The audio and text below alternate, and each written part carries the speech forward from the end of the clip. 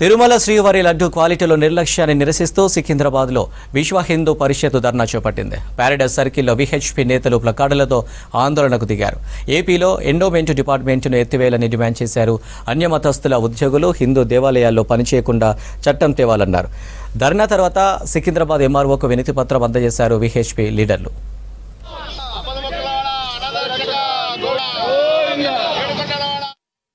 తిరుపతిలోని లడ్డూని అపవిత్రం చేశారు.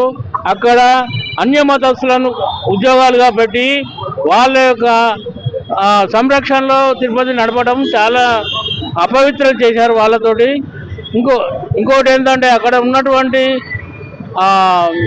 వ్యాపార సముదాయాలు ఏదవుతున్నాయో అన్యమతస్థులకు ఇచ్చారు. అవన్నీ వెంటనే తీసేయాలి, తొలగించాలి. ఇప్పుడు ప్రస్తుతం మేమేదైతే విశ్వ హిందూ పరిషత్ తరఫున మేము మా కోరికలు, మా డిమాండ్లు ఏవైతున్నాయో అవి ఎంఆర్ఓ గారికి ఇచ్చి వారి ద్వారా ముఖ్యమంత్రి గారికి, ఆ తర్వాత సెంట్రల్కి కూడా ఆ విషయం పోవాలని చెప్పేసి మేము ఈ ధర్నా చేయడం జరుగుతుంది. విశ్వ హిందూ పరిషత్ నుంచి మేము ఈరోజు ర్యాలీ చేయడం జరిగింది.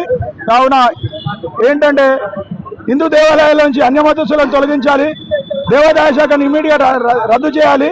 అలాగే కాకుండా తిరుపతిలో లడ్డూను అపవిత్రం చేసిన దోషులను వెంటనే శిక్షించాలని మా యొక్క విన్నపము.